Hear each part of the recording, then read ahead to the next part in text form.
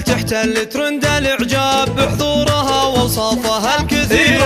هذه غزل من حسنها الغزل شاف في مدحها صابته الف حيره. اللي احضرت من نورها القمر غاب ما كانها الا شمسنا المنيره. محلى غزل في حسنها ادى الاعذاب ذوق وجمال وزين فاق غيره. ذوق وجمال وزين فاق غيره. العين مملكة حرسها الاهداب مطوقة بسيوفها الشطيرة. الوجه باهي والجمال خلاب وهل لامها لولو سفيرة. شبيهة امها وحلاها غلاب ومنها خذت محاسنها الغزيرة. محلى بنات الحصان فخر الانساب شيخة بنات الجيل والاميرة. غزل هي ساحرة للالباب وللصبايا يمها خيرة.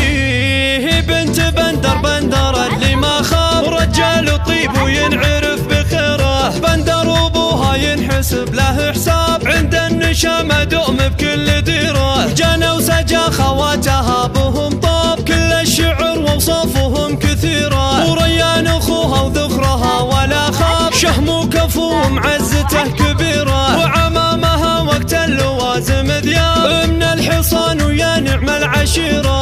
من الحصان ويا نعم العشيره. وخوالها السيف ومهل الالقاب وروس الفخر والطيب واهل جيره.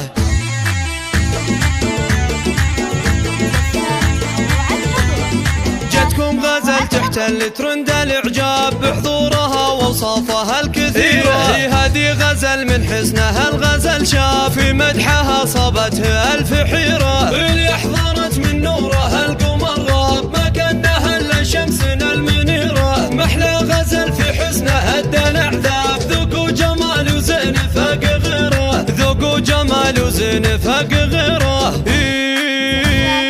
العين مملكة حرسها الاهداب مطوقة بسيوفها الشطيرة. الوجه باهي والجمال خلاب وهل لامها لولو سفيرة. شبيهة امها وحلاها غلاب ومنها خذت محاسنها الغزيرة. محلى بنات الحصان فخر الانساب شيخة بنات الجيل والاميرة.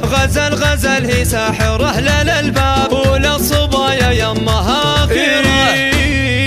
بنت بندر اللي ما خاف رجال طيب وينعرف بخيره. بندر ابوها ينحسب له حساب عند النشامه دوم بكل ديره. جنى وسجى خواتها بهم طاب كل الشعر ووصفهم كثيره. وريان اخوها وذخرها ولا خاف شهم وكفو معزته كبيره. وعمامها وقت اللوازم ذياب من الحصان ويا نعم العشيره.